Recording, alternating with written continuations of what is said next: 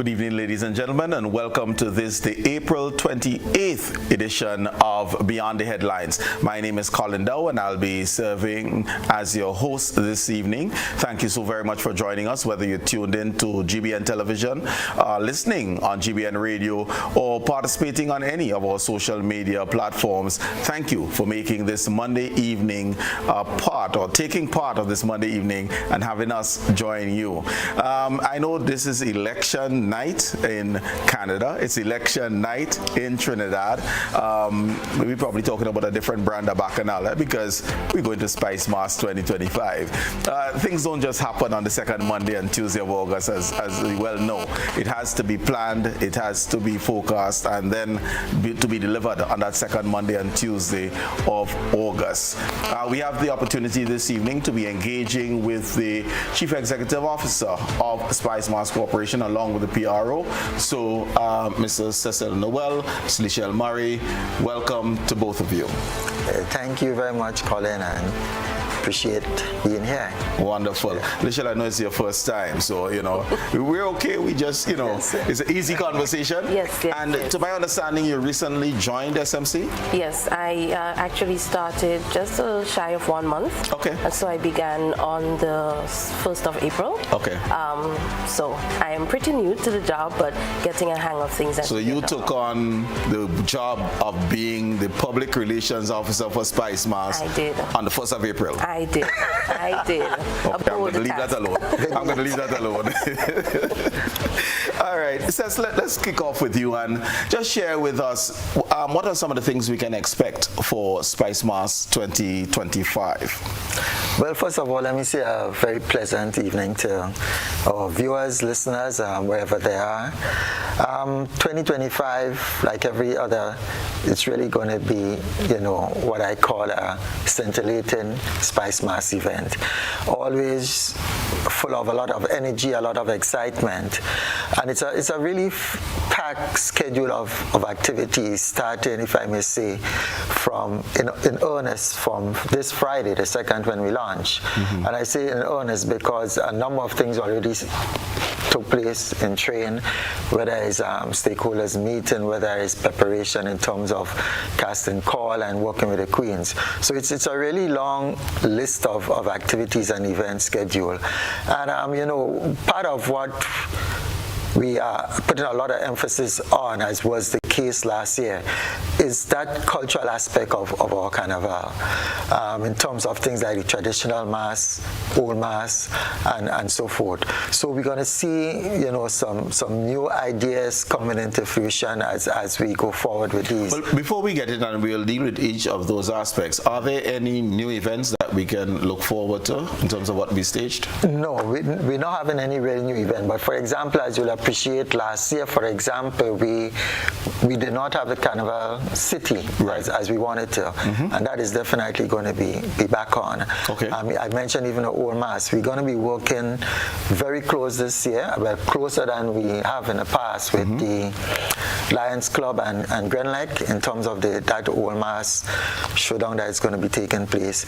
And part of what we also have planned in terms of PAN is to have a sort of marriage between PAN and cuisine. That is what we are working with in terms of panorama. So let's deal with the first one. The Carnival City. Yes. Do you have location? If you're launching on Friday, then I imagine that we'd anticipate having something Carnival every week from Friday through August. But no, you may not have it every week from Friday coming. Mm-hmm. But Carnival City is coming. Mm-hmm. We are just in the process of just tying up a few things in terms of the venue. Because mm-hmm. we had a previous venue, but we got what I would consider an offer for another venue that we think may better suit what we want to do. Mm-hmm. It's recent, so we're in the process of just, dotting the I's, crossing the T's. Is it in the parish of St. George? It is in the parish of St. George. Is it Central St. George or South St. George? Central St. George. Central St. George. Yes. Okay, so Central St. George, that means we can easier in terms of transportation. Easy access to it. And I mean, and if everything goes as planned in terms of even the movement for things like Juve Morning and so forth, if everything goes as planned in terms of the discussion that's going on now, it's going to be really fantastic. Okay, wonderful. Do we anticipate, because I don't know, those who are listening in on the diaspora are probably, intrigued, but what type of numbers do we anticipate for Spicemas 2025? We know that Spicemas 2024 was on the heels of our 50th, but how are we looking in terms of your anticipation for 2025? But we're looking really good, and I'll explain why I'm saying that. For example, last year, as I recall, when I communicated with Tourism Authority, the figures we had was approximately 11,000 coming in, right? And I also do recall, shortly after Spicemas, it was maybe around the 20th or so of August, when we were in engagement with a couple stakeholders in the hotel industry. They were already telling us that there were 70% occupancy in terms of people expected in.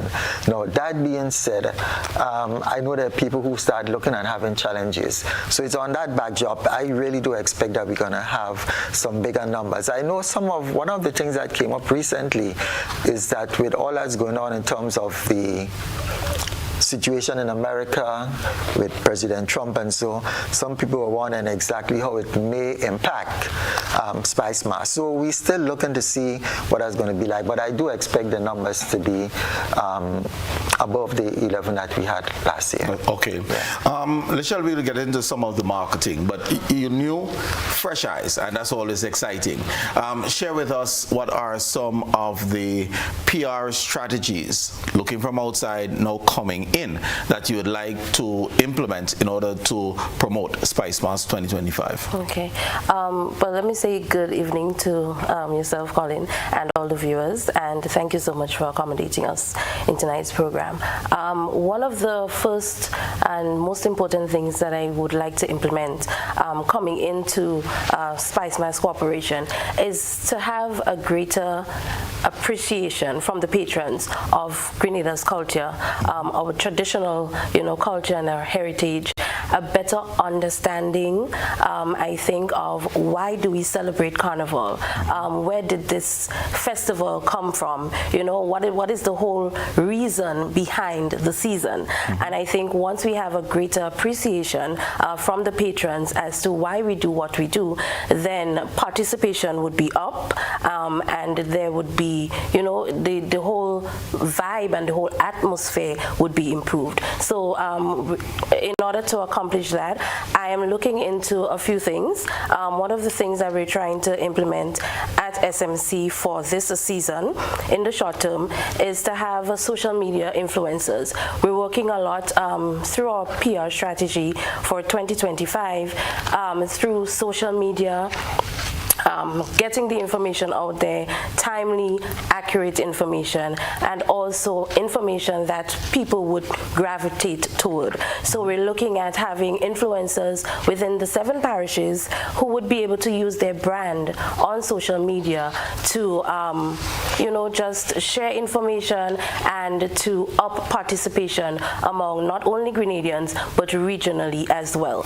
Because we're trying to not only have it as a Grenada celebration, but we want to reach beyond. And I think social media is one of the best platforms by which that can be done. Let's chat a little bit about that, because your website, while it carries information, doesn't seem to be the first place people go for information. Right. 1.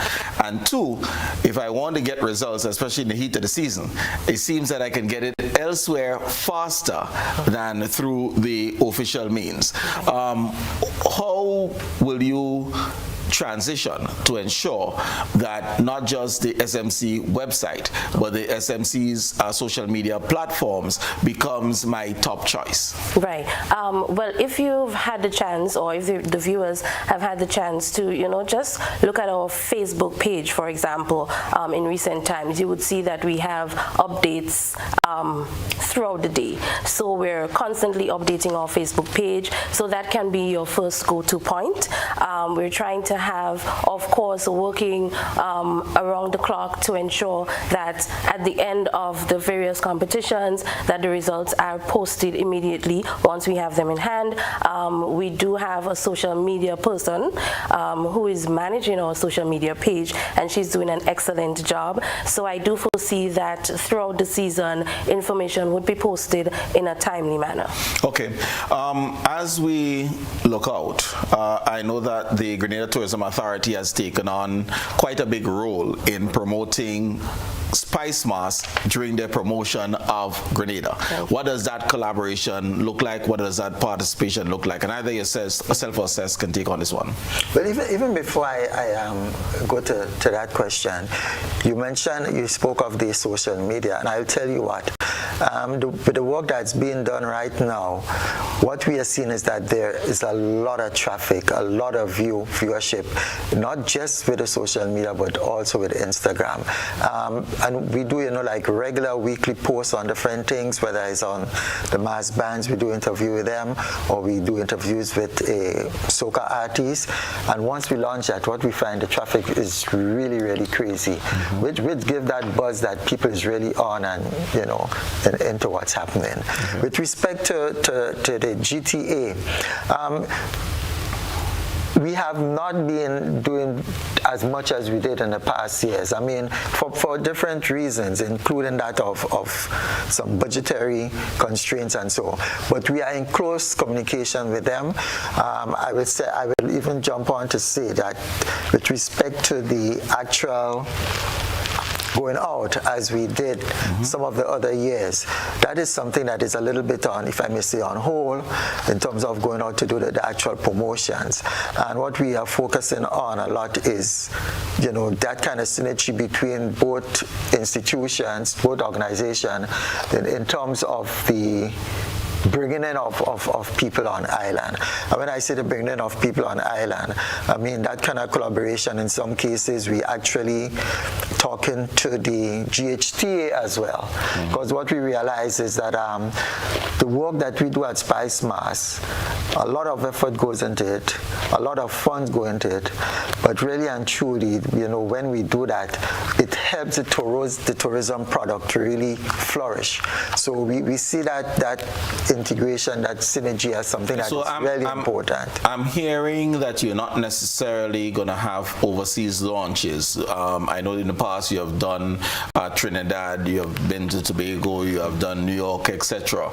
So you're not necessarily going to be doing overseas launches, but rather working with the GTA and GHTA in order to bring influencers in. Is that the approach? That is correct. Okay. And apart from bringing the influencers in, as I said, to make sure that the actual product itself, Spicemas, when the people come, what it is that they would expect, what it is they want to see.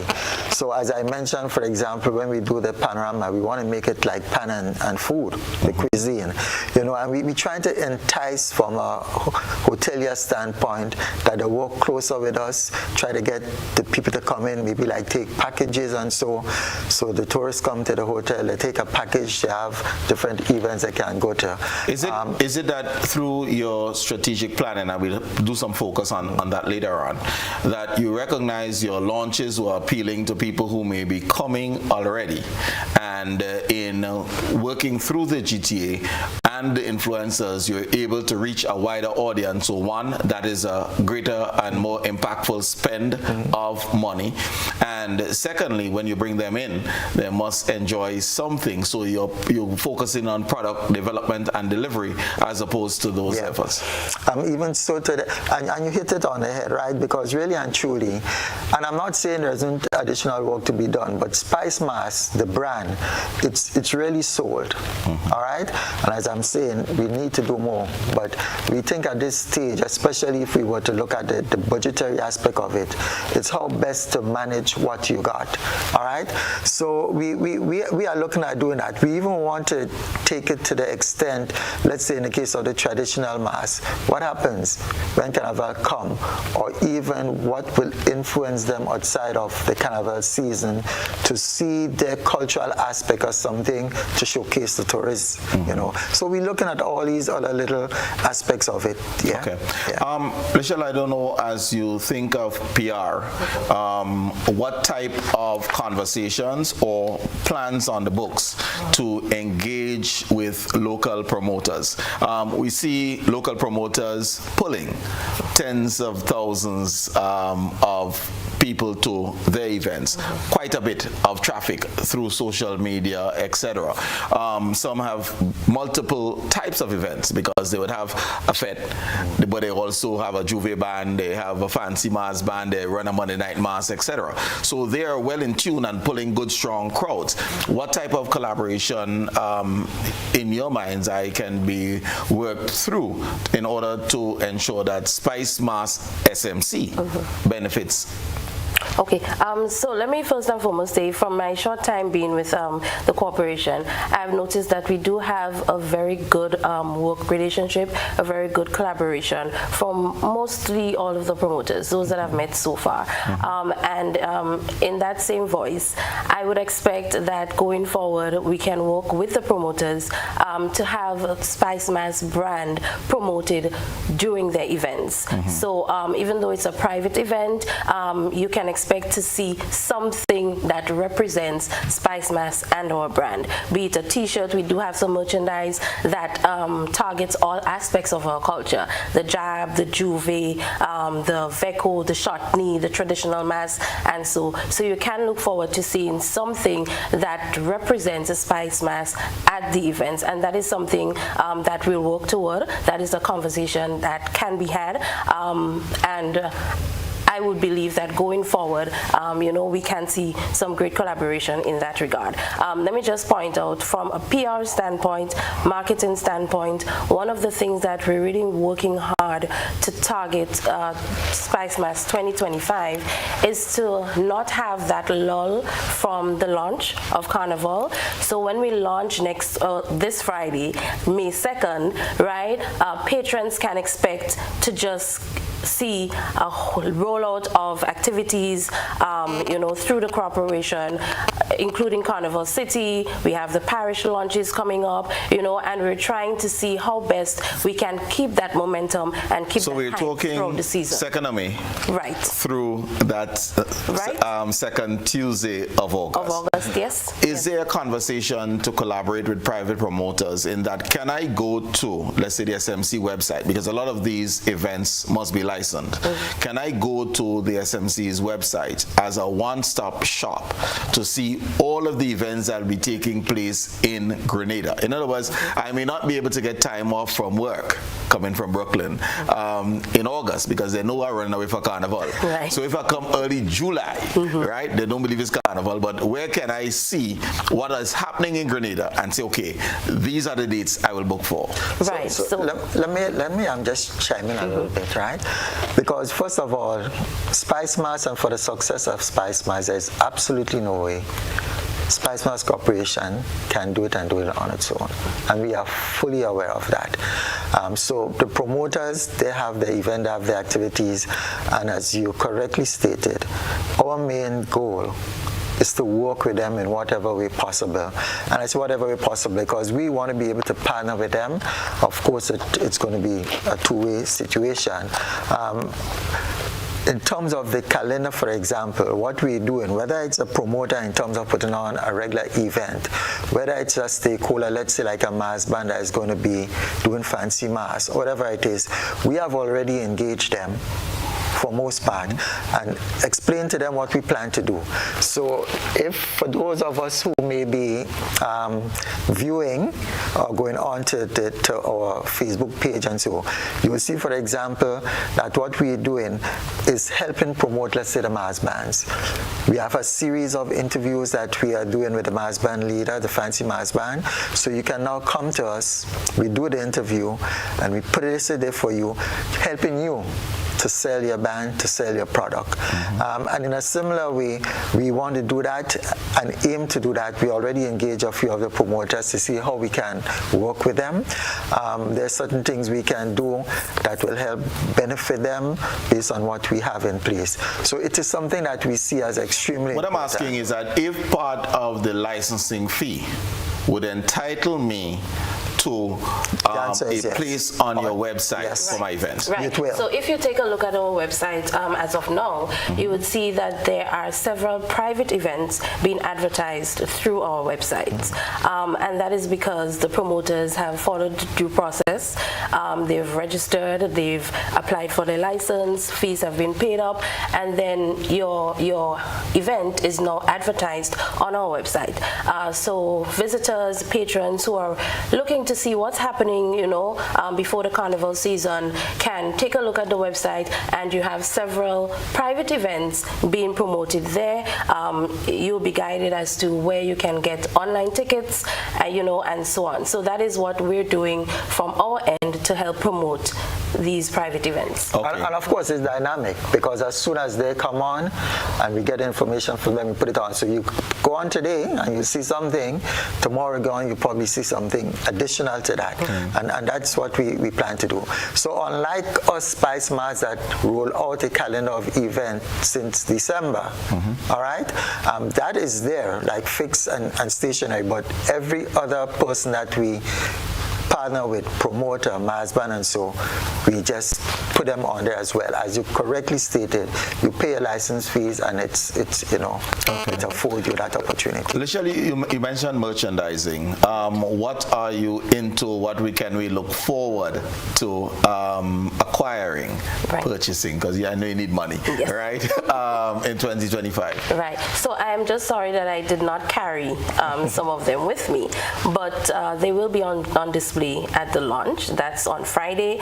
But we do have t-shirts, right? Very pretty colors, and like I said, they target and they speak to every aspect of what makes a Spicemas the best mass by far, right? As we're following the theme for this year. So you can, if you're a jab lover, you can get a t-shirt that says Mo Jab, or it's a jab thing you may not understand.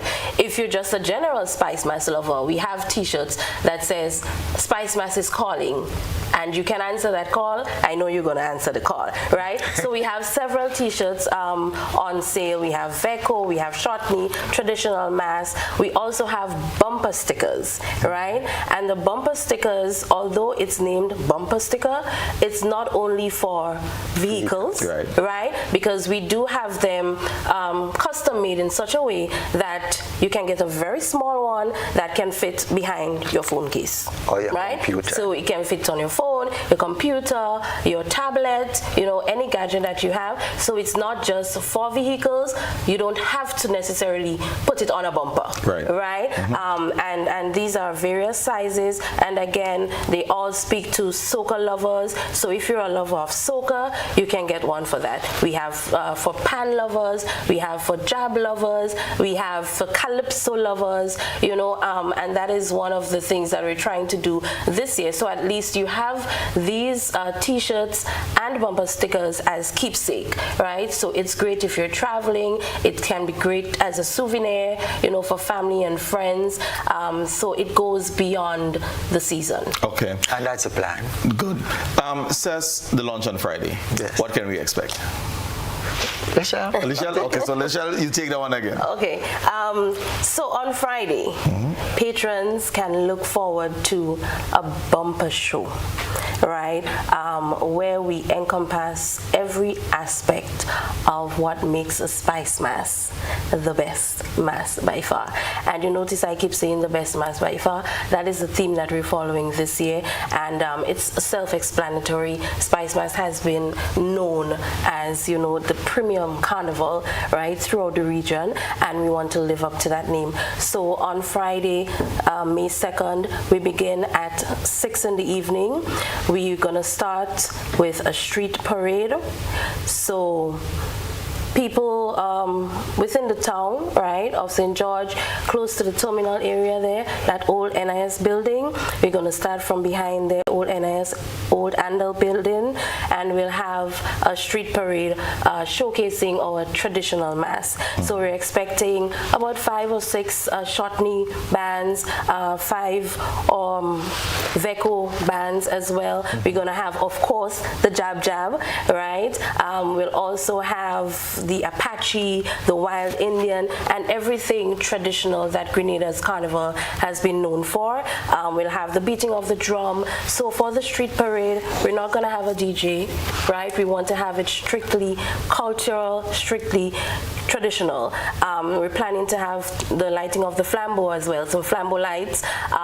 It's after 6, so outside would be, getting a bit dark. So you can just have a great appreciation of what Grenada's culture has to offer. So the parade would move from behind the old NIS building. We're going to jump all the way up to the venue that's at the stadium car park. So we have nice open area where you can jump, you can wave, you can play the jab, and just enjoy what Spicemas has to offer. Once we get to the stadium, we'll have the official opening ceremony, and there we expect to have a very brief, because we're not there for much talking, right? We're there to enjoy the mass. So we'll have very brief remarks from SMC officials, namely our chairman. I'm not sure if the CEO, the chairman, Mr. Ross. The CEO may make some brief remarks as well. And Spicemas 2025 will be officially declared open by our Culture Minister, Honorable Adrian Thomas, right? And once we declare the season open, we can look forward to, on stage, we'll have the 7 beauties that will be competing in this year's Carnival Queen Pageant. And they will grace the stage, do a brief introduction. We'll also have a display from our fancy mass bands. So those of you who have not yet had the opportunity to see what the costumes, fancy mass costumes look like this year, that is a perfect opportunity. How many bands will we have coming through? For the fancy mass bands, we have 5 confirmed so far. Okay. Right? And of course, we may have more, on the day, but so far we have 5 confirmed. We'll also have over 16 soca artists performing for us, well, including Calypso as well, right? The highlight of the show would be our 3 kings, that is in the Calypso area, Innocent, Soca, Dash, and Groovy, of course, Boise. And Dash and Boise are known for their hype performances, Innocent for his biting lyrical, commentary. So we're looking forward to a great show. We'll also have some sweet steel pan music from our defending Panorama champions, Next and New Dimension. So we have lots to look forward to. We're trying to end the show by midnight. So we start at 6, so it's early enough so you can carry the kids, make it a nice family event, make it an after work lime, and we'll just have a great time. All right, let me first challenge production of the show. Are we going to see a produced launch which will signal to us that SMC is going to have produced shows throughout the season? Yes, you will see a produced launch. We actually engaged someone who is going to produce the show from on the streets, as well as what take place at the car park on stage. So the whole production in line with all that Lishelle already mentioned, with what's going to come on stage, whether it's the soca, the calypso, the steel band, the fancy, the traditional mass bands, they're going to be key as well. The Queen delegates. So all of this, yes, we have someone. Because pulling all of this off, starting the parade at 6 to end at 12 is a lot of doing. Yes, it is. Okay. So I wouldn't say I'd be putting them to the challenge, but let's see how it's going to roll out. And of course, I mean, with all of that, we are going to be streaming the whole event live, because we want those who are unable to be there to be have that opportunity to be able to view it. So it's really going to be a nice packed event. We already commenced the setting up of it in terms of what it's going to look like logistically. So we expect and we encouraging everyone to really come out and come out early. I know Lishelle made mention of the drums. So with the traditional mass and their parade, they are going to be accompanied basically by their own singing and chanting and so forth. But what we also working on is having a song system behind that. Of course, we want to give them space to do their due. And the intention is for that truck now with the music on it to basically pull those from Melville Street into the stadium arena. So that is the plan in terms of... So that truck will have a DJ set or amplified drumming? No, it's going to have a DJ set on it. But as I said, we want to make sure that the traditional move on, right? And then they come through. Okay. Yeah. You mentioned stakeholder engagement as part of the things that that has already been taking place. So just share with us a little bit about your engagement with the parish committees, because I'm assuming they will be key, because Carnival is a national event and we want to ensure that things Carnival are taking place throughout the length and breadth of Grenada. And you're extremely correct with that. So we have met with the parish committees, with the exception of St. David's, and there's a reason for that. And there are some really key aspects in terms of the discussions which were held. They range from finances in terms of financial support to make sure things like what they do in the parish is better done, better organized, including Who supports them financially? We support them financially. Okay, so there's a subvention. There is a subvention that we give to each of the parish committee annually. In addition to that, we support them in terms of assisting them with promoting their events, going to the events, any little rollout, any kind of additional support in whatever way possible. What's the budget that we're looking at for a parish? I mean, and one, and two, are parish committees functioning? I mean, are they really functioning? Well, let me start with the functioning. As it is now, we have, I would say, 4 of the parish committees that are functioning. All right. Last year there was a little lull with some, well, I shouldn't say last year, but prior to this year, we were working with them to try to get most of them, but we do have the St. Andrew, and if you don't mind, I'll just call St. Andrew, St. Patrick, St. Mark, St. John. They are all functioning and functioning well. We are still doing some work with regards to St. David's because they had a functioning committee, but somehow that has taken a little rest. So we are working with them to see how best we can get them up and going. Because that was one of the main things when we met with them as in terms of our meeting, indicating that if you're going to be coming to us for that financial support, it's extremely important that you are properly organized so as to, should I say, deserve receiving. And we know for some, in most part, I would say, people have said it's not a lot, but the little that is given, you must be accountable for. It must be accountable for. So prior to last year, we now given 10. And as I said, and outside of that, depending on what other little assistance we can, we chip in and give. It is part, and I know we talk about, from a strategic standpoint, some of the things we're looking at. It is one of the areas that we have made some submissions on that say, hey, we really need to be doing better financially. So we're hoping that if we get that support. If the budget, or at least the allocation through subvention for the parishes is merely $10,000, are we going to give some of the parishes national events that they can raise monies as well? In other words, is there a way for them to generate revenue by hosting a national event in that parish, and by virtue of that they will be able to supplement the subvention given to them? But you said national event. In some cases, yes. So for example, and I'm glad you raised it, in the case of St. Andrew, when we go up there with the semi-finals, we allow the parish committees to be the people responsible for, one, dealing with the vendors. So they will deal with the vendors and they will collect, a fee from the vendors who have to vend. Things like running of the bar, they are responsible for that, and the funds that they make, that fund goes to them.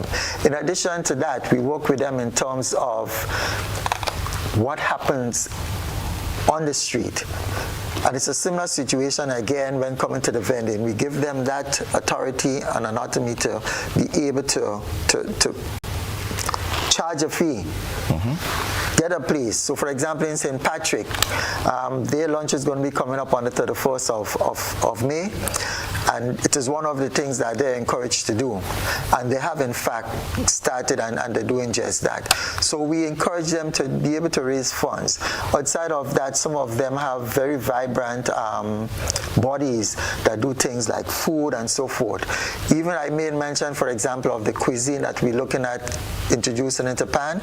When we met with each of the parish committees, it is one of the things we told them that we want them as a parish to be able to take on, to be able to enhance what we're planning for the cuisine and PAN, but also to allow them to make some additional funds to help themselves. Okay, no problem. It's time for our first break, so viewers and listeners, we'll take the break and we'll be right back. We're talking Spicemas 2025.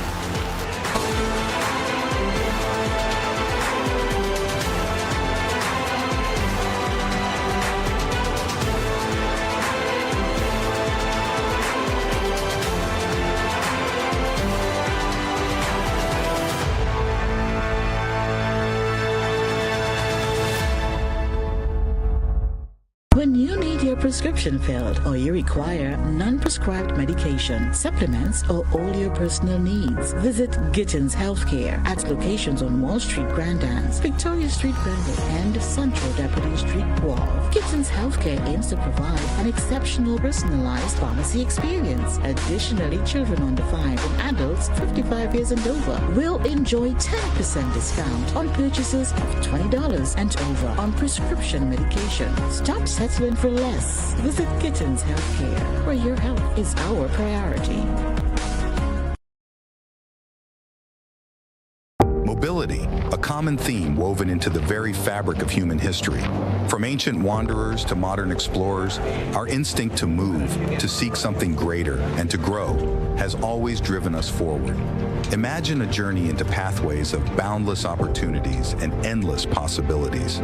A collective future where the vibrant rhythms of the Caribbean, rich culture, and welcoming community create unforgettable experiences. Beyond citizenship by investment, we believe in our collective investment of time, resources, and energy that fosters innovation, creates jobs, and enriches lives, driving the growth of an entire nation. The Investment Migration Agency Grenada boasts over a decade of exceptional service and remains committed to guiding you toward global mobility and economic freedom through investment. Your journey becomes our shared story of progress and prosperity. This is an invitation to be part of something greater, something enduring. Begin your journey at imagrenada.gd. IMA Grenada. Unlock the possibilities. Need to install or repair your plumbing? We've got you covered. Whether you're setting up a new washing machine, replacing a leaking faucet, or fixing that pesky dripping pipe, the Plumbing Supply Store is your go-to place in Grenada. We offer a wide range of plumbing products to make both new installations and maintenance a breeze. Our shelves are stocked with top quality products including pressure and waste fittings. And if you've been struggling with blocked drains, have you heard of Melt? This powerful drain-on blocker liquid is a game changer, designed to prevent and clear blockages, making it ideal for hairdressers dealing with clogged wash sinks. We also carry a wide selection of repair kits and replacement parts to bring new life to old plumbing fixtures.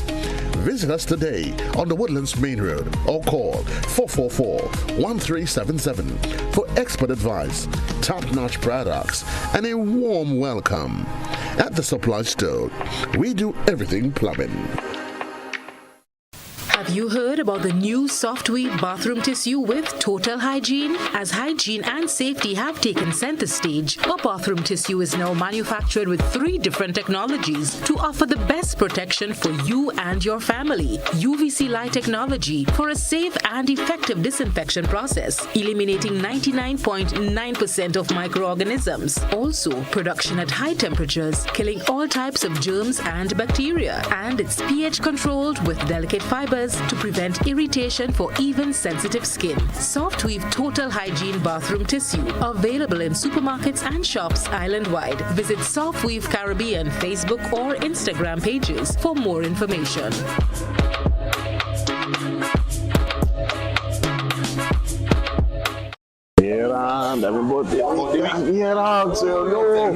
Fully 1 week.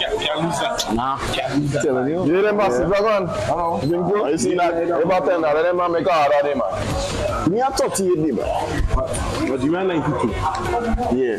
Yeah. You the number 1 run man. That is it. No what? Nice. Yeah. You number 1. Ah yeah, me too. Whether sipped neat, mixed into a classic cocktail, or savored on the rocks, our rum delivers a taste that captivates and satisfies. Choose greatness. Choose Classcoat, the number 1 rum. Produced by the Grenada Distillers Limited.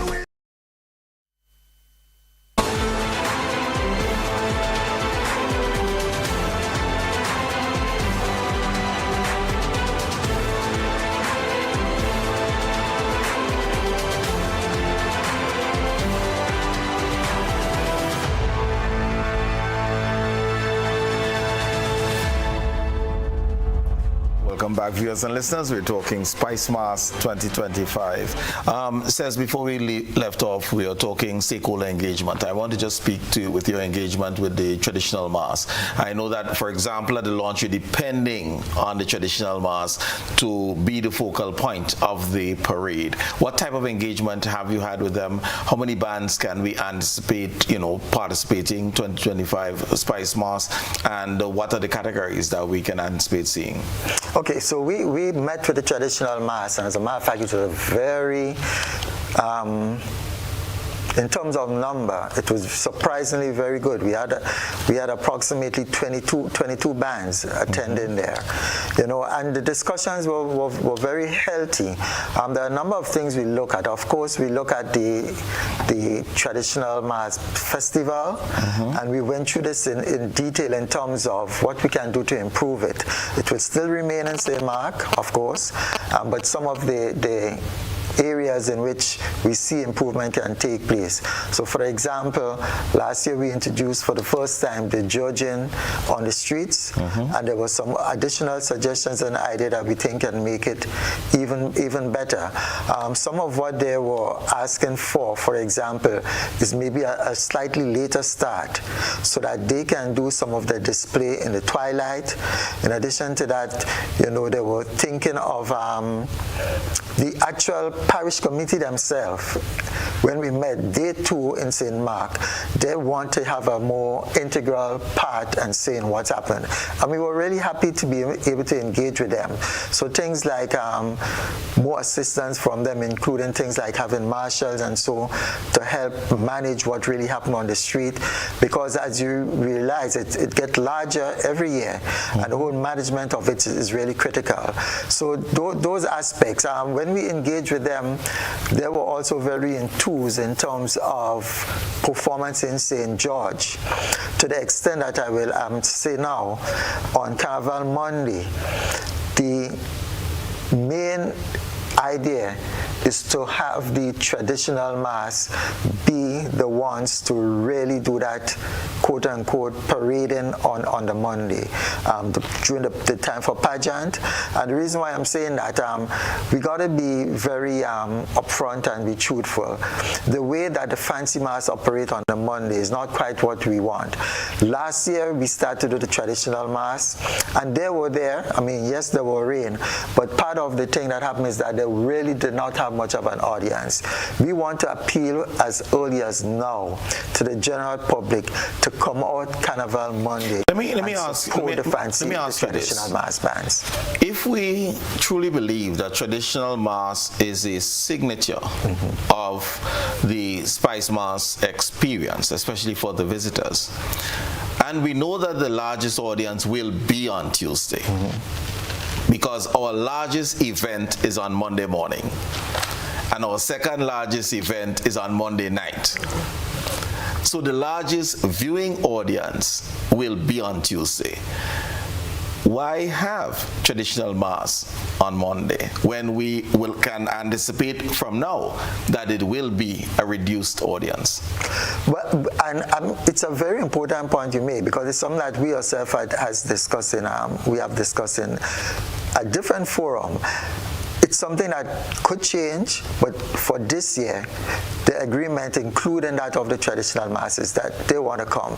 And what they're saying for this year, they want to put a lot of emphasis in terms of Tuesday to be able to stay and work in their village. And I know I'll just introduce it one time. We are fully aware of what happened in terms of the Tuesday morning Juve.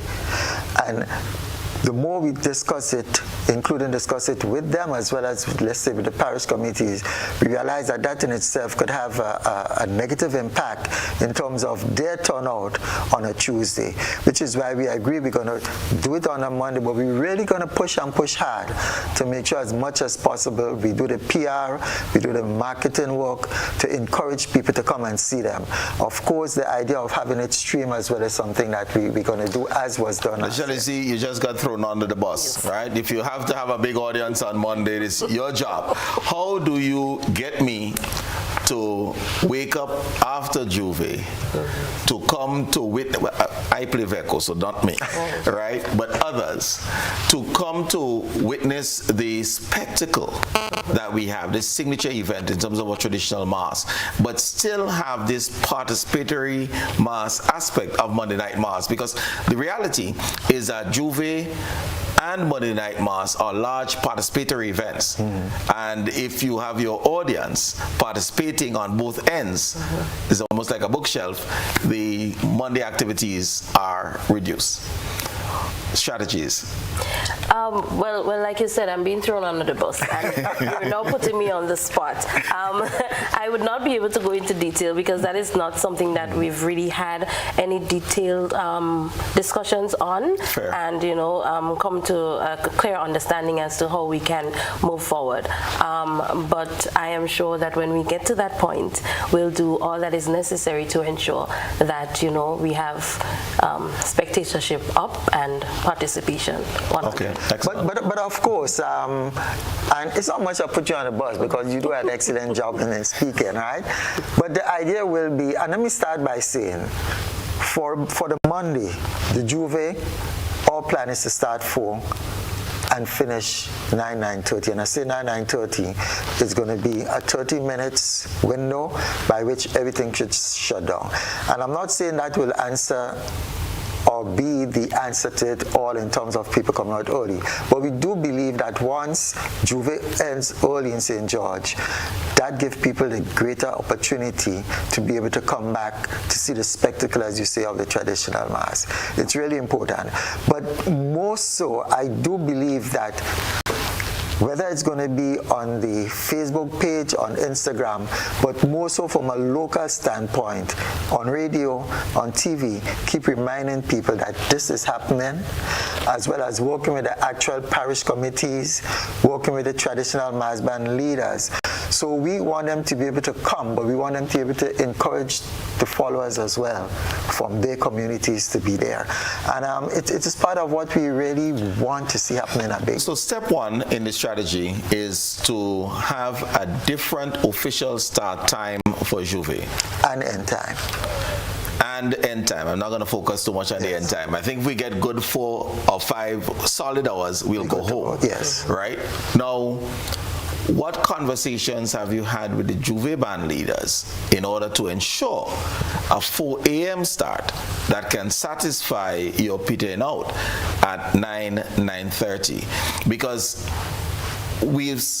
advertised 5, and we see the first band 7:45. I mean, that was the last year's experience. How do we insist that the leaders of these Juve bands organize themselves and are on the streets for 4 a.m. so that the revelers who support them can be out there and enjoy themselves until they're tired? Okay. And again, we have not, I will not sit here and give the impression that getting to the Juve mass band leader is the easiest thing. It is not. But what we have done is strategically to be able to link with a few of them that we think will make the big difference. I will sit here and say, for example, Jambalasi, we've been having some discussion with them in terms of what we want to do for that start. And the discussions are going well because we are hoping, based on the discussions, that they will be there on time to kick it off. In addition, Spicemas, we have taken a bold step to remedy part of what we see is the cause for the late start as well. In that, we intend working with one of the jazz bands as well, or maybe but not necessarily one band, but in terms of having amplified drum, as well as whatever DJ truck that is going to be needed after. And the reason why I'm saying this, last year, for example, there were thousands of people on the Kirani James Boulevard. And everybody was just mingling around walking. There was nothing organized in terms of a movement, primarily because of a DJ truck and so on. And we know the constraints in terms of the amount of trucks that are used for other events. So our plan is to make sure that we have a truck, one, to carry the drum rhythm that will now be used to assist the jazz bands and so.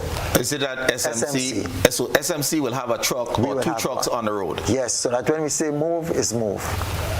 Okay. And now what we got to do is make sure that we encourage the masqueraders, the Juve lovers, to be there and be there on time. Because what we're going to be preaching, which is what we started now, is if they come late, they're going to miss out on the fun. Because when 9 come and we start shutting down the music, if it is they come 8, it means all of it happens an hour. Right. So we're preaching it right now that come early, get your jump up, enjoy yourself, because when 9 we're going to start shutting down the music. The largest event that the SMC hosts is Juve. Mm-hmm. Will Juve be produced? Because people travel for thousands of miles to see Juve in Grenada. You asked about the production, and let me just take it a step further. And I'll be honest, it is one of the challenges we have in terms of getting producers to work. So much so that I will make a clarion call right now. If you're out there and you're a producer, and whether it's for any of the events, we are still accepting, because we actually sent out a call asking people to submit, and that has been kind of slow in coming. So I'm making that clarion call. If you are a producer and you want to work with us, do that. Whether it's for the Monday Night Mass or any other major event, but primarily the road events, we honestly want to have them produced. We're really working towards that. And I know at this stage I would like to come and say X person is doing it, but as I'm saying to you now and to the audience, we do have some challenges in terms of getting people to come through. Will we move to a stage where the bands have to register to get onto the road? They ought to be on the road from 4 a.m. Juve, 7 p.m. Monday Night Mass, whatever time for the traditional Mass. And you have a period with which to cover the route. And if you have not, you'll be penalized. Now, not everybody cares about points and winning a parade, but you can be barred from next year. Are we going to get to the stage just to ensure that we have a production that is a spectacle, showcasing all that we have to offer, Juve morning, Monday afternoon, the traditional mass, and the beauty of Monday night mass. And answer to that, I mean, outside of, again, I'm saying outside of not having, quote unquote, a specific producer which we can name now, exactly what you're saying is the plan. So for example, what we have done when we met, and we didn't talk about that, but meeting with stakeholders, when we met with the Fancy Mass, and I must say we are very encouraged in terms of the meetings held with them, the discussion had, and the decisions basically that were taken at those meetings. Now, if everybody pulled through and do as discussed and as decided, it should go a lot better. Okay. I mean, we got a lot of clout in terms of wanting to see greater presence of marshals and police.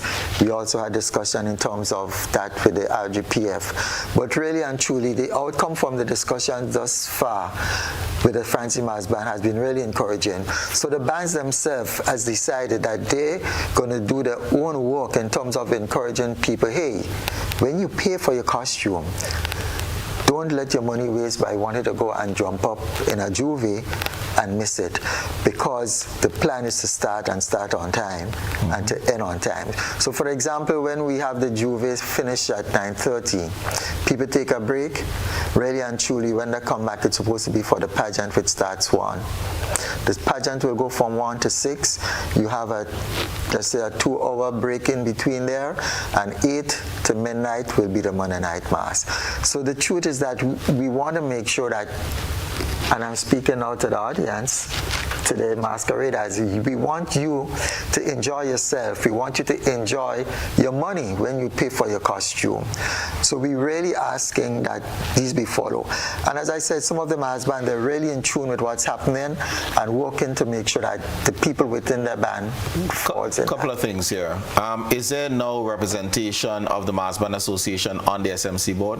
No. Okay, so your conversations have been with the Mass Band Association. And let me answer that politically correct. There really isn't, quote unquote, a Mass Band Association. Okay. But we do have someone on the board that represents Mass, right?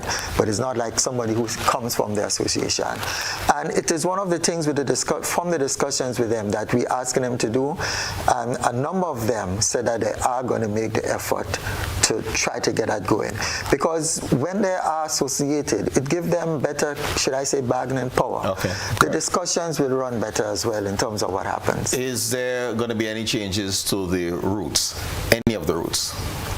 The routes will basically remain the same. And let me explain. I would start, let's say, from Juve Modern, and I would start in the case of the traditional mass, old mass, predominantly, which will start at Burns Point and to go over on the Carnage. We've given them that open space. From what time? Traditional mass, old mass? Well, because they need light. We are looking at like 6:30 when they have light, because based on what they do, and they also need time and space. Remember the placard, you need to see it, you need to see what they're doing. And that's right, the reason why we giving them that time. All right? In the case of the other bands, they're going to start for the, let's say the Jab and so, they're going to start at Mount Pandy, that's the Belmont traffic light, and come across. Okay, but that means you're going to bar them from the Carnage. They have a time by which they'll be barred, or should I say slow down, whichever way it is, but that is the plan, because from the discussions with them so far, the intention is for the old mass to be able to have a free reign on the Carnage before anybody else can come over. But we are encouraging them to go on the Carnage, and that's going to be for several reasons, including the support for the vendors and so forth. And it's going to be for both days, Mondays and Tuesday. The intention is for the bands to be able to reach as far as the Carnage. Again, from the discussions, let's say with the Fancy Mass Band, some of them use the 40-footers, should I say the trailer trucks, and some use smaller trucks. We have already discussed with them in terms of what can happen, where it can happen. So let's say those who have the trailer trucks, the intent and from the discussion, they would come across the Carnage, and that kind of wide area close to the NLA Hubbard's old motor garage, they will be allowed to turn there. Now, while that is happening, if there's another truck, another band behind, there will be pause until that turn take place. One of the things we also spoke to them, and so far from the discussion we got full support on, is that when you turn at that point, you ought to take your music off. In other words, you shouldn't go in the opposite direction playing your music while someone is coming into that area.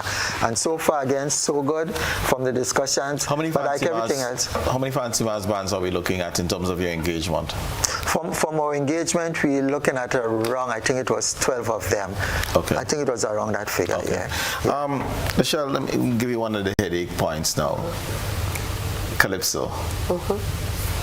What type of conversations have you had, ideas, in order to promote attendance, all stages, from the tent to the semifinals to the March Gras? We will deal with soca separately, but Calypso. Okay, so I would just spit out ideas as to what I think can be done. I think promotion. I know that there are very avid Calypso lovers out there who would attend from the prelims up to the March Gras. So we have these fans locked down, right? But I think to encourage maybe the younger audience, right? I believe that maybe having more of a promotion, marketing, because Grenada, when we think carnival, most people think soca, the jump up, the jump and wave, the bacchanal music. So I think maybe just pushing, starting with our radio stations, right, with our media, local media, just having the Calypso being played from the time the songs are dropped. We have Calypsos on the airways and not just soca music. That I think would attract a lot of people to the prelims. Do we see Calypsonians recording as much as they did before? And if not, why not? I mean, the radio DJs may say, I would like to play a Calypso, but it's only the 6 songs I have, and I can't play 6 songs over and over and over again. Right. Is that part of the issue? I'm throwing it out. I mean, in discussion with, because since I started, I've been to a couple of radio stations, and the DJs have said just that to me, that, yes, we're encouraged to play local, be it Calypso, soca, groovy, but we can only play what we have. A lot of the artists wait until the 99th to drop, their soca monarch tune, also the March Gras tune, and like you said, most of the Calypso artists are not recording as much as the soca artists. So that is something that we, from SMC, we're going to work with the artists, particularly the Calypso artists, to ensure that the songs are recorded, and not just recorded, but that we can have a copy at the office at SMC, and also it can be shared with the local media. So at least, it's on the airways, we get enough airtime, and, people would know what they're looking forward. They have an idea as to what they're looking forward to Calypso-wise for this season. Right. We're hoping the part of the plan is also to, I know sometimes we use the term reels, to be able to visit some of these places. We are actually encouraging the Calypsonians to get on board earlier. As we all know, they're supposed to be on board practicing, doing shows, and so forth. It all comes with part of the support that is given to them. So we are really encouraging them to do that. Are there rules of engagement for these Calypso tents, let's say, the number of shows that they ought to have before judging, Yes, there are rules of engagement. Is this enforced? No, it's not enforced, but it needs to be enforced, and it's something when we met with them, that came up, because we met with leaders of the tents, and that definitely came up as a point that something that needs to happen. Because if that happens, and they have these quote-unquote tents where the public can come out and hear them. And by virtue of doing that, as well as of making a point of the reels, what we want to be able to do is to go to them, do recordings, put it up on social media, have it used even to promote the shows themselves, the actual Calypso artists promoting it. We also have engaged the ministry and even some discussion with the chief cultural officer in terms of what can be done to help the young ones to better get to understand and appreciate Calypso. And from the discussion so far, it's going well, and we are toying with a few ideas, and I say toying because it's just a matter of confirming exactly what we're going to do in terms of getting young people at the school level involved. And I know you said Calypso, but even working with some of the other quote-unquote brands that are using the schools or working with the schools to promote, whether it's Calypso or soca. You mentioned earlier on about our working with promoters. Well, outside of just the promoters, for example, we have Blackadan, who is doing something youth and groovy, and that's a very good initiative. We are working with them. We have agreed to work with them. You have the brothers, the Ogie's brothers, Louis Park, and we actually have engaged already, and we just need to finalize in terms of exactly what level of support we will give to them. But again, we recognize we can't do it on our own, and if there are bodies already doing something, to try to see how best we can support and work with them with the aim of elevating, whether it's Calypso, the groovy, or the soca. So we have the discussions going. As I say, some of them definitely will come on stream from this year, some of the partnerships, and some of them maybe from next year. But we are working towards that. We know the judges' thief. That's every year. It doesn't matter what. It doesn't matter who wins. All right. Are you working with judges as a stakeholder to enhance their skill set, which likewise can bring comfort to the artists in competition? And yes, we are. And let me just take you back. For example, last year we had a really, I would consider it a high-profile judges training workshop, which we did. And this year we are at the stage where we are just finalizing that workshop, and basically what is going to be, it's like a review. So the timing, it's scheduled for later on this month, and we are working. This month or May? May. Sorry, May. May is what I should be saying. Don't let us get older than we are. Yeah, so we are working towards doing those in May. In addition to that, we have also had some further discussion, which we hope going forward, these workshops will be coordinated, done in conjunction with the ministry, in conjunction with the GCF and so forth. So we're trying to get more people involved as well in the whole aspect of the judging. Okay. All right. It's time for us to take our final break. When we come back, of course, you'll get a chance to weigh in on our discussions as we look forward to Spicemas 2025.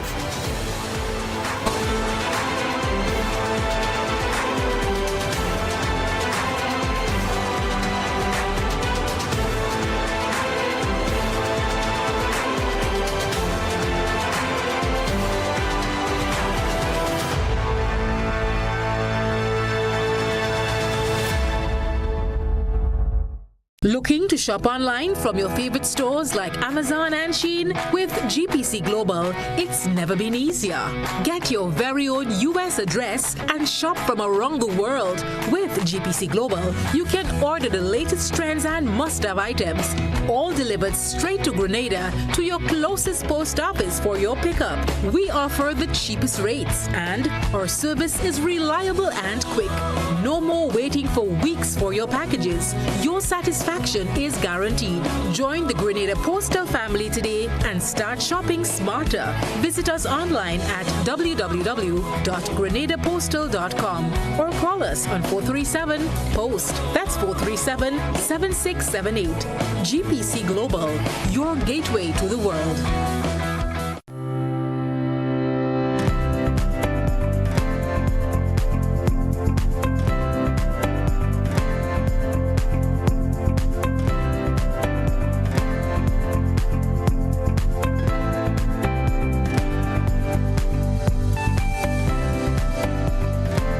Need to install or repair your plumbing?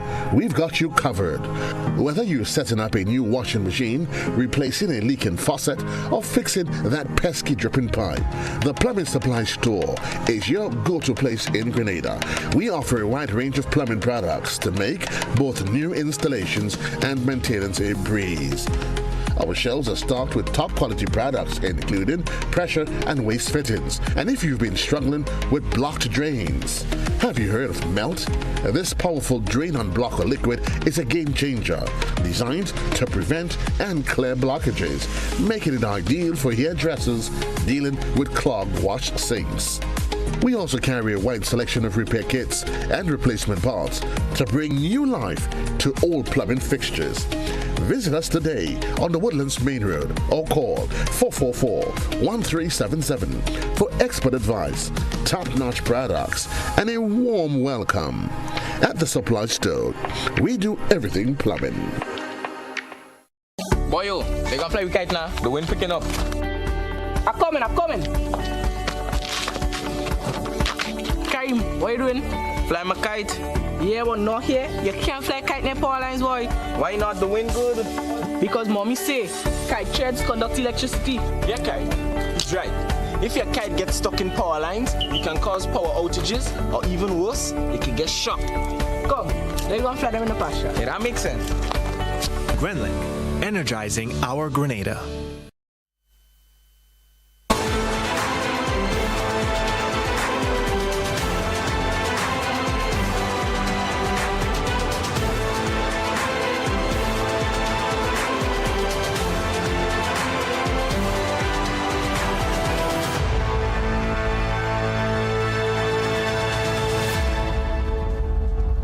Welcome back. We're talking Spicemas 2025. Lishelle, well, it's time, right? Carnival is here. Right. Launch is on Friday. So let's speak of registration of participants, and then we'll go into the licensure for events and for vending, etc. But registrations. Right. So for registration, we just want to remind all mass band leaders, and we're talking fancy mass bands, the Juve bands, the traditional mass bands, Monday night mass bands as well, that the deadline for registration, for registering your bands for this year's carnival is this Wednesday. That's April 30th. And you have up until then to come into our office. We're located at the Kirani James Boulevard, GCNA building, unit D6, that's the ground level. So you come in there and you get your band registered if you want to be part of this year's carnival. It is important to register your band. We at SMC would like to have a clear idea as to how many bands we have participating, how many bands can we look forward to per category, all the categories that I previously mentioned that would be parade in the streets, that is in St. George's. So once you come in to the office, you can also register online. That's through our website. Okay, beautiful. So we do have the registration forms there, and that is for registration of bands as well as for registering or licensing for private events. Okay. So you can access the forms online. So you can come in to the office, right. GCNA building, Kirani James Boulevard, or go into the website spicemasgrenada.com. Spicemasgrenada.com. And in order to access. You can register, right? For the registering of the bands, there is a $10 non-refundable registration fee. So you come in or you fill up the form. Once the form is submitted, all the documents. That $10 is for all categories of bands, or? Yes. So that is just the base registration fee, right? That is a $10 non-refundable registration fee that has to be paid upon registering your band. Once you register your band, meaning once you fill out the form, you submit it to us at the office, your form would be evaluated, right? And you would be contacted as to what your fee would be. And of course, the fees would differ based on the size of the band, the type of band. Also, okay, and so that if sort of I'm thing. to rephrase, there's a $10 application fee. Yeah. Right. And then based on the type of band, there'll be a registration fee. Yes. Okay, all right. Yes. Okay, fair enough. Yes. Fair enough. Right. So thanks for that correction, right? So that is the process. So we are encouraging people to try to stick with the deadline. We have a deadline in place for a reason that gives us enough time to be able to evaluate all the forms, get back to all mass band leaders, let you know what your cost would be for participating and registering your band. Do you have a commitment time? Is the turnaround time 1 week, 2 weeks? How fast is that commitment time for the bands who are registering? And I'm assuming it's an ongoing process. So if someone registered last month, they should have an answer already. It's not that you wait until the 30th. Right. So the turnaround time is typically how long? To usually get 1 week. Within 1 week. Usually 1 week. You should get feedback. For the new bands, you would have to do what we call an intent form, right, for your new band. So if you're just coming on the scene, you do come into the office, you do an intent form, and of course there are some specific documents that should accompany that application form for registering your band. Okay, all right. And we so far we had approximately four new bands. Right. With their intent. You want? And which type of bands is that? Is this fancy mass bands? Yeah. Okay. What you wish to talk about the vendors registration as well? So for the vendors registration, we do have a process as well. The vending period, and that would be for Spicemas, right? Spicemas events is from June 24th to the 26th. So on those 3 days, you come into the office. Registration or application for vending is done by first come, first serve basis. So you come into the office June 24th to 26th. So you don't need to go to the National Stadium for that? No. You just come to our office. The first come, first serve is a riot. It's a riot. I'm told it's usually very crowded, right? On those 3 days, people are there from crowded. Very, very early. Early in the morning. Maybe they camp out as well outside the office. Actually. Because there's a limited space that is available, and whether you're looking along the streets or even at the stadium in terms of the venue. And I'm glad you mentioned that, because for example, what we have in terms of on the street, we have four zones really. The Carnage, then we have opposite the port entrance, we have the port highway, and we have the what we consider from Tantine all the way to the traffic light, Belmont. So, these are the zones, and people need to understand this. The Carnage, as I said before, we want to ensure that we get people to come back over on the Carnage. So we're really working towards. What are the difference in fees as you choose Carnage, Port Highway? And I could give you an indication of the fees even now. The Carnage, you pay $310 for the season. For the season, you pay opposite the port, it's $500. And the port highway itself, that's right outside there, that's, for example, that's for the existing people who have those boots. Those boots there.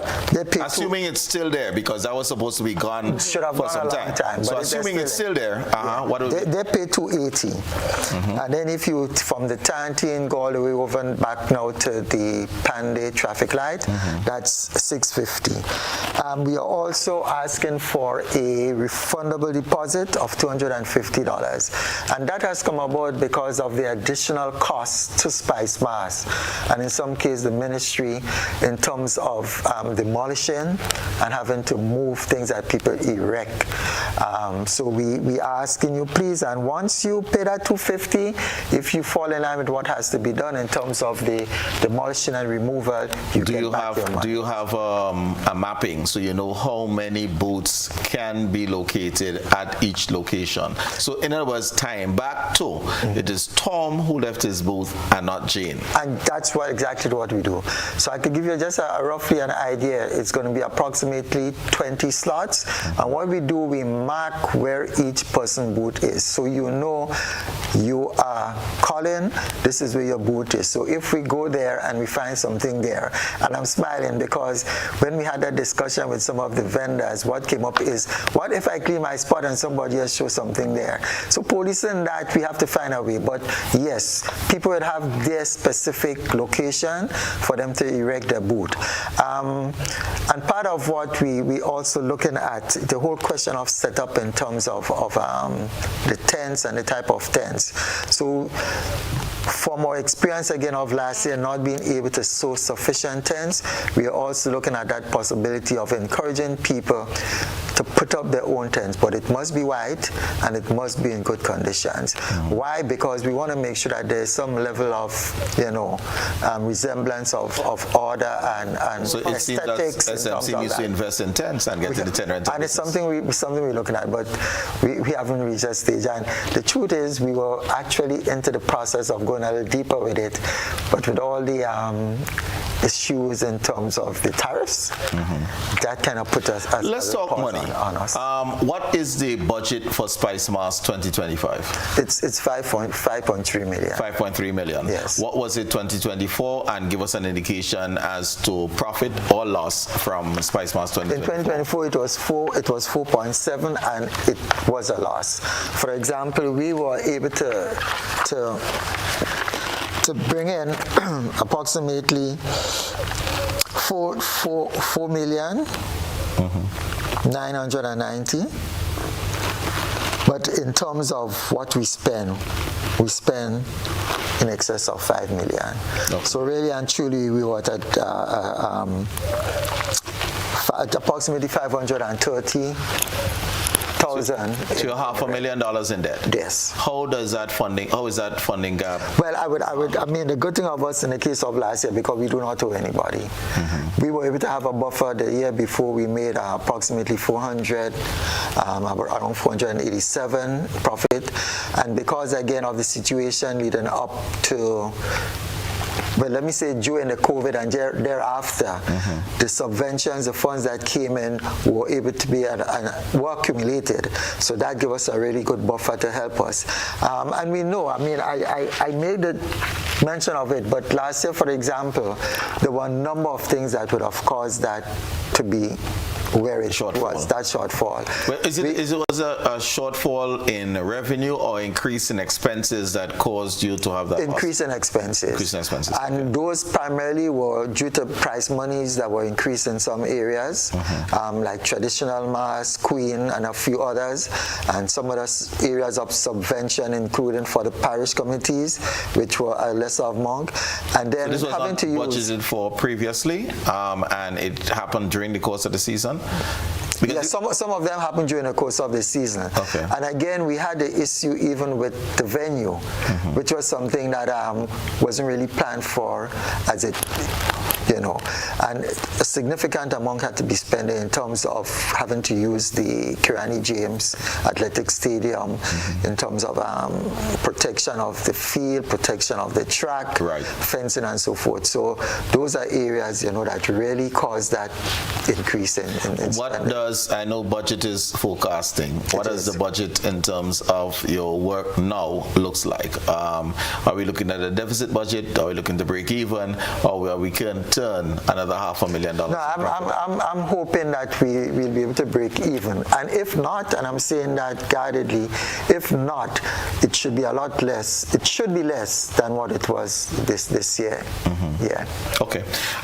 We're getting to the point where we're going to have to close off the program, but some of the things that you'd want the audience to be aware of as we look forward to Spicemas 2025. Okay, so just a reminder that we are launching Spicemas this Friday. That's May 2nd. I know we mentioned previously that we would be live streaming the event, but just to encourage all patrons out there, if you're a Spicemas lover, to come down to the stadium. Once you're able to being there and experiencing it firsthand, it's a different feel. You get a different vibe from the atmosphere. So although it's live streamed, interim, we do encourage people to come down. Again, the venue is at the National Stadium. That's the car park area. And this Friday, May 2nd, from 6 p.m., we begin with a street parade. Also, a reminder for all mass band leaders to register your bands as well. Let me just briefly mention, Colin, we did mention the vending period, that's June 24th to 26th. There are some documents if you're coming to register for vending for the season that you should walk with. Right. So if you're planning to sell drinks, just run through quickly. One of the most important things that you'll need to carry is a temporary liquor license. Right. And you can have your license, your temporary liquor license. It must be stamped and signed by a valid liquor license dealer, right? And you carry that with you to SMC. Of course, if you're planning to sell food, hygiene and food safety and health is very important. So you should have your food handler's badge. For more details as to what you need to obtain that badge, you can contact the Ministry of Health and you'll be guided accordingly. Okay. Is there any way I'm trying to drive people to the website? So is there anywhere where those requirements can be found on the SMC's website as well? So going on there, see, these are my requirements, this is the application fee, etc. Is that accessible on your website, or will it be if it's not today? Right. So from my recollection, it is accessible. It is posted on the website. Once you check out our website, spicemascorporation.com, you'll see that area that says forms. Once you click, you'll have the drop-down bar there and you can select. So you have registration forms, you have vending, you have licensing and so forth. Based on the form that is selected, of course, you'll have a list of requirements and accompanying documents that would be listed on the form to fill out. Okay, beautiful. We have not addressed the private promoters and their licensing of their events and the type of fees that they will attract. Can either of you speak? Yeah, and it's a very straightforward process. In the case of the licenses for promoters, what we do, or how it is calculated, well, first of all, let me start with the process. The forms are there to be completed, and all the prerequisites in terms of what needs to be on the form is there. So you come, you fill out the form. There are some pertinent things such as the event you have in the name of the event, the amount of people you think that's going to attend the event, and of course the gate price in terms of the entrance fee. Right. There are other things, but I would just say on that in the interest of time.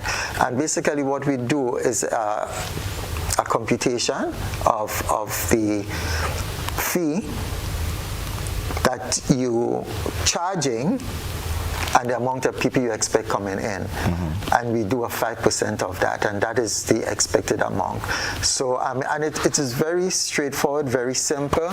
You say you're going to get 100 people, it's 100 people, and if it's 100 people by 5, you know that's 500, and we give you 5% of that. And that's what is mandated by law in terms of the Spicemas Act, and that's what we do.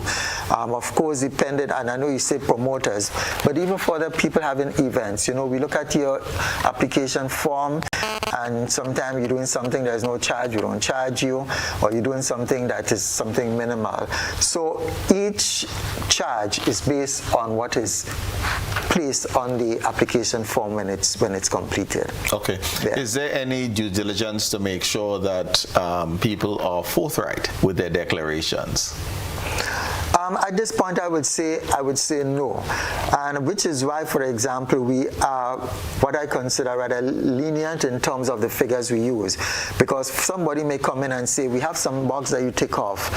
I expect 100 to 500 people. We look at it and we see, okay, based on what you say you have in this event, you know it can hold 500 people. It's probably going to be able to hold 200 people, and we use that kind of discretionary and vice versa. And vice versa. You don't do the National Stadium if you expect 500 people.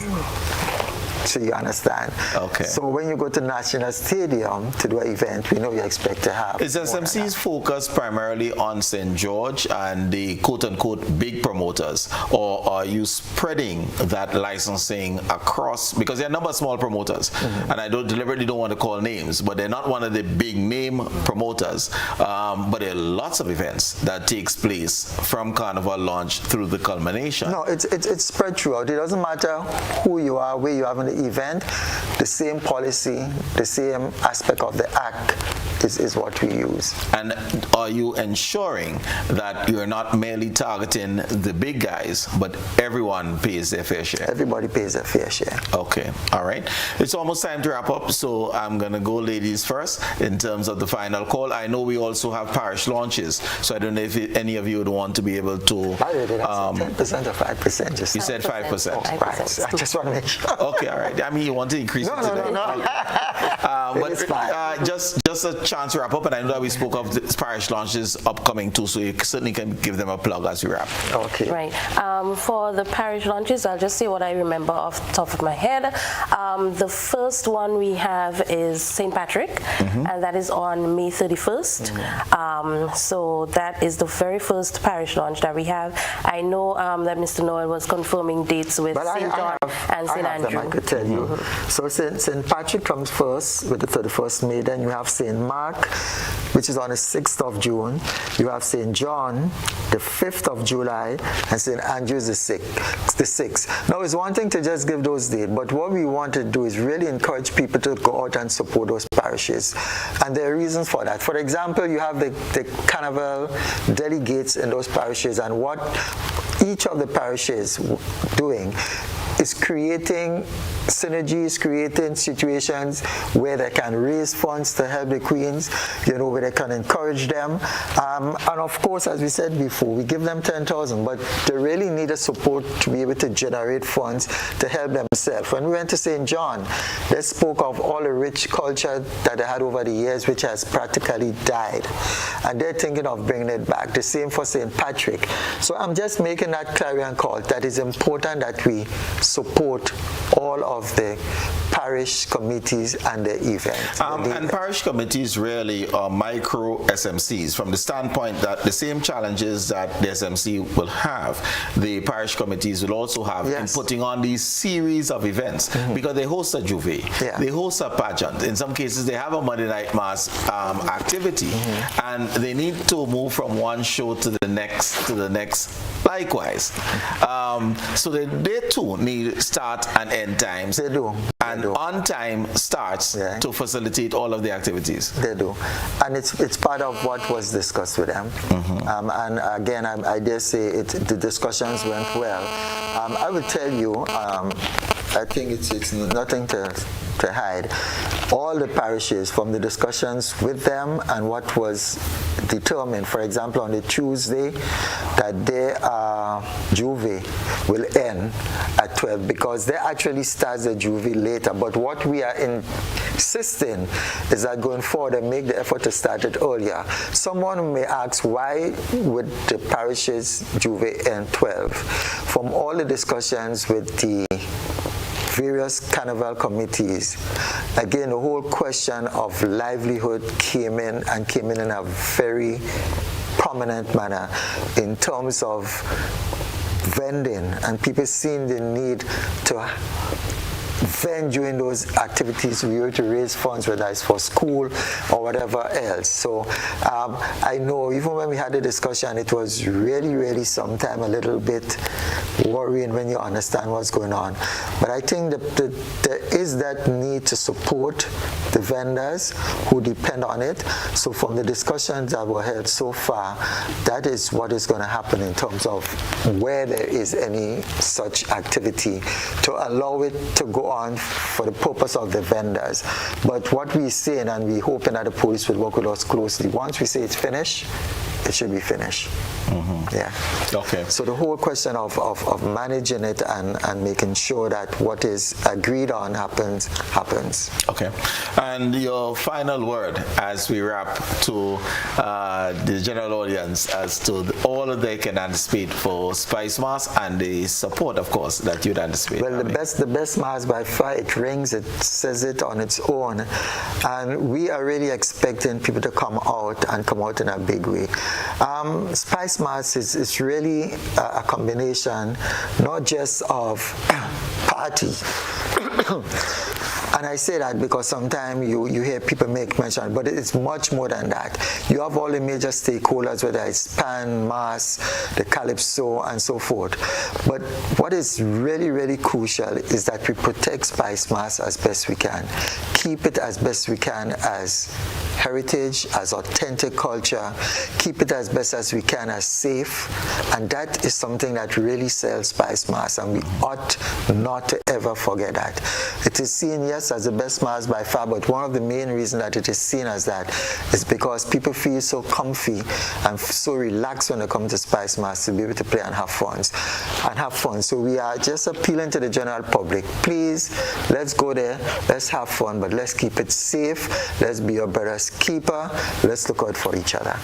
Thank you very much to both of you for sharing about Spicemas 2025. I have no doubt that you'd have lots and lots of more media engagements moving forward over the next couple of months. And to you, listeners and viewers, thank you so very much for sharing part of your Monday evenings with us. It's an absolute pleasure, as always, to have you. For those of you who are beneficiaries of Spicemas, I want to make this special appeal. Don't just sit on the sidelines and rake in the money.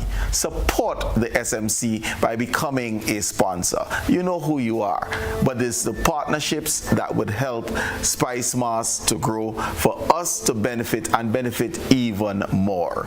Thank you so very much for joining us once again, and I look forward to being with you in the next 6 days, 22.5 hours. Have yourselves a wonderful evening. Take good care.